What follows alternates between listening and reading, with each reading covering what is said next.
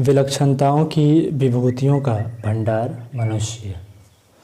मनुष्य प्रकृति की मर्यादा से बंधा तो है, पर वे सीमा बंधन ऐसे नहीं हैं जो चेतना की प्रखरता को किसी भी दिशा में बढ़ चलने से अवरुद्ध कर सके। चेतना प्रकृति से बड़ी है, वह चाहे तो उसके नियम प्रतिबंधों का व्यतिक्रम भी कर सकती है।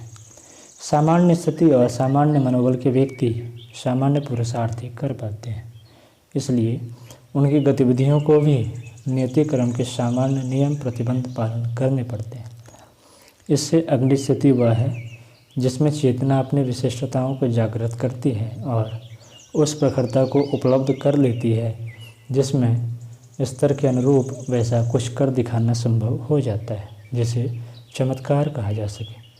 चमत्कारों के पीछे भी सृष्टि का वह विशेष नियम लागू होता है जिसमें चेतना की सत्ता को सर्वोपरि कहा गया है। प्रकृति उसकी सुविधा के लिए साथ ही इतनी लचकदार भी है कि चेतना की प्रखरता का वर्चस्व स्वीकार करके उसका अनुगमन करने लगे, भले ही इसमें उसके सामान्य नियमक्रम का उल्लंघन ही क्यों न होता हो। सिद्धियों और चमत्कारों के पीछे एक ही तथ्य काम करता है कि सृष्टि का व्यवस्था क्रम उपयुक्त होते हुए भी अनिवार्य नहीं है। मनुष्य उससे एक सीमा तक ही बंधा है। बंधनों से मुक्त होने की स्थिति की प्रतिक्रिया में जहाँ लोग मोह के भवबंधनों से छुटकारा पाने की बात है, वहाँ एक तथ्य यह भी है कि इस स्थिति में पहुँचा हुआ मनुष्य प्रकृति का अनुयायी न रहकर उसे अपनी अनुगामिनी बना लेता है। सर्वाइवल ऑफ बॉडली डेप पुस्तक के लेखक ने जर्मनी की एक ऐसी घटना को उल्लेख किया जिससे मनुष्य में घटने वाली घटना का पूर्वाभास मिलता है। कैप्टन कॉल्ट नामक सेना के कैप्टन का छोटा भाई सेवस्टोपल स्थान पर एक कमांडर था। उस समय युद्ध चल रहा था। रात्रि के समय कैप्टन कॉल्ट ने जागृत अवस्था में अपने भाई की छाया देखी। उसके चारों ओर पीला कोहरा था। वह छाया कैप्टन के सिर के चारों ओर घूमी तथा पलंग के पास उसने घुटने टेक दी। उसके दाहिने कनपट्टी पर एक बड़ा घाव था जिससे रक्तस्राव हो रहा था। दूसरे दिन कैप्टन को सूचना मिली कि उसके भाई की मृत्यु हो गई है। पहुंचकर देखने पर पाया कि भाई का शव घुटने टेकती अवस्था में है तथा दाहिने कनपट्टी पर गोली का घाव था। कलकत्ता प्रेसिडेंसी कॉलेज में योग प्रदर्शन की व्यवस्था बनाई गई। व्यवस्था का भार विश्वविद्यालय ने उठाया। प्रदर्शन स्थल पर वैज्ञानिकों, डॉक्टरों एवं बुद्धिजीवियों की बड़ी भीड़ जमा हो गई। इनमें भारत के भूतपूर्व नोबेल पुरस्कार विजेता वैज्ञानिक सर सीवी रमन भी उपस्थित थे। योगी नरसिंह स्थायी प्रदर्शन कक्ष के मध्य में खड़े थे। भयंकर विष पहले से ही प्रयोगशाला से मंगाकर रख लिया गया था। योगी ने सर्वप्रथम गंधक का तेजाब सल्फ्यूरिक एसिड, जिसकी परख वैज्ञानिकों ने पहले कर दी थी, हाथ में लिया तथा जीभ से चाट गए। इसके उपरांत कार्बोलिक एसिड को भी पी गए। वैज्ञानिक तथा अन्य उपस्थित व्यक्ति यह देखकर हैरत में पड़ गए।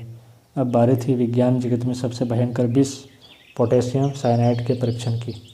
पोटेशियम साइनाइड विष की भयंकरता का अनुमान इस बात से लगाया जा सकता है कि मात्र इसके स्वाद चखने के प्रयास में 3 व्यक्तियों की मृत्यु कुछ मिनट में हो गई। सभी व्यक्ति कौतूहल से योगी नरसिंह की ओर देख रहे थे। सभी के मन में एक ही प्रश्न उत्पन्न हो रहा था कि इस विष को खाकर भी बचना क्या संभव है।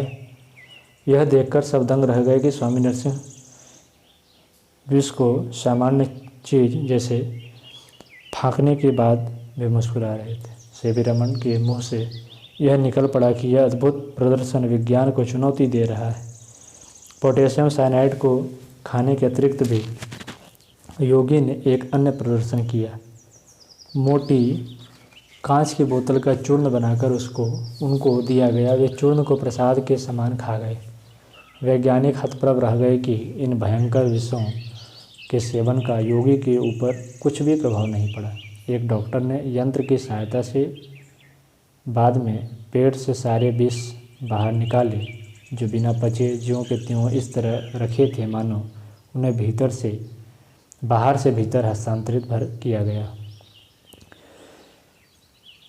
24 फरवरी 1978 को उदयपुर राजस्थान में भारतीय लोक कला मंडल का समारोह था। उसमें एक हठयोगी ने जलती आग में प्रवेश करके नृत्य किया।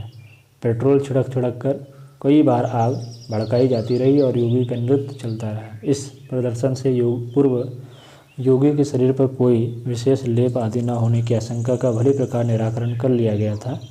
उपस्थितों और प्रेक्षकों में दूर दूर के ऐसे मुर्दने लोग बुलाए गए थे जो यदि बाजीगरी चल रही हो तो तुरंत जांचे और पकड़ सके। और रिसर्च इन सीक्रेट इजिप्ट के लेखक ने अपनी इस पुस्तक में विभिन्न योगियों के चमत्कारों का वर्णन किया है। इसमें टर्की के कुस्तुनतुनिया के प्रसिद्ध फ़कीर डॉक्टर ताहा का उल्लेख भी किया गया है।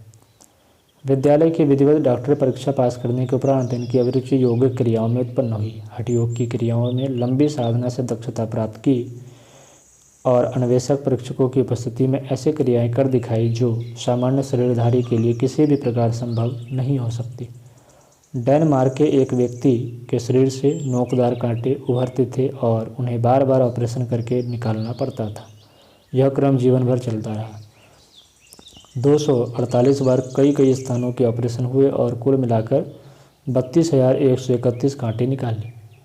ये कांटे क्यों उगते थे, इसका रहस्य अभी भी उतना ही बना हुआ है जितना कि रोगी के जीवित रहने तक बना रहा। मानवीय काया में न जाने क्या क्या चित्र विचित्र भरा हुआ है। साधारणतः उतने भर की जानकारी सर्वसाधारण को रहती है जितनी अधिकांश लोगों में दृष्टिगोचर होती है, किंतु यह मानकर नहीं चला जा सकता कि जो है वह उतना ही है जितना जाना गया। ये घटनाएं बताती है कि मनुष्य सामान्य भर दिखता अवश्य है, वस्तुतः वो वैसा है नहीं। उसके अंतराल में एक से एक बढ़कर विचित्रताएं, विभूतियाँ और संभावनाएं भरी पड़ी हैं जो उन्हें जगाते और क्रियान्वित करते हैं। वे सिद्ध पुरुष अथवा प्रखरता संपन्न कहलाते हैं। प्रकृति उनके कार्य में बाधक नहीं बनती, वरन अपने नियम कर्मों को भी चेतना के अनुरूप ढालने बदलने में संकोच नहीं करती। इस वीडियो में इतना ही। अगले शीर्षक की चर्चा अगली कक्षा में करेंगे।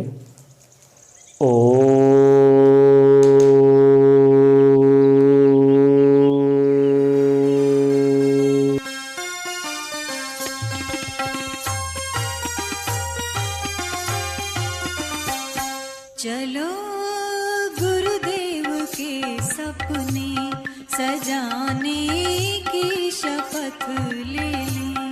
चलो गुरुदेव के सपने सजाने